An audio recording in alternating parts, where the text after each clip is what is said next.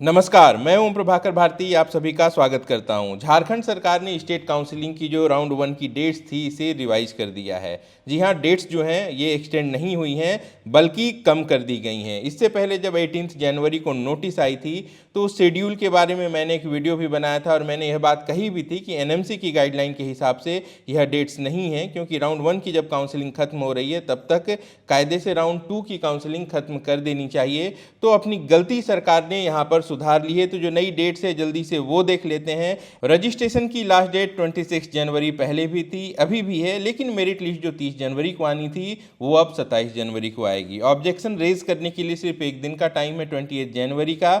इसके बाद state merit list 29 जनवरी को जारी कर दी जाएगी।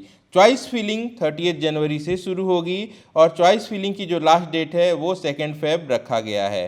अलॉटमेंट जो है वो 4 फेब को आ जाएगा और 4 फेब के बाद 7 फेब तक आपको रिपोर्टिंग का टाइम दिया गया है और अलॉटमेंट के बाद ही जो डॉक्यूमेंट वेरिफिकेशन होता है यह प्रक्रिया भी होगी। इस तरीके से 19 फरवरी को राउंड 1 खत्म होना था, अब यह एनएमसी के गाइडलाइन के हिसाब से हो चुका है। 7 फरवरी को राउंड 1 खत्म हो जाएगा। तो कहीं ना कहीं एक अच्छी बात है उन कैंडिडेट्स के लिए जो कि 2 राउंड स्टेट का देखना चाहते हैं, जिनको प्राइवेट में एडमिशन लेना है वो यहाँ पे अपने मणिपाल के सेकेंड राउंड के साथ साथ दूसरे स्टेट की काउंसलिंग को अब ज़्यादा आसानी से बैलेंस कर पाएंगे। बात झारखंड की हो रही है तो आप सबके मन में एक सवाल है कि जो 3 कॉलेजेस थे 2019 के जिन्हें परमिशन मिली थी 2021 सेशन के लिए भी, और ऐसा हमारे स्वास्थ्य मंत्री ने ट्वीट करके बताया था, वो कॉलेजेस एनएमसी की लिस्ट पर अभी भी नहीं दिखाई दे रहे हैं। इसके साथ साथ ऑल इंडिया कोटे की 15% वाली लिस्ट में भी वो कॉलेज नहीं थे।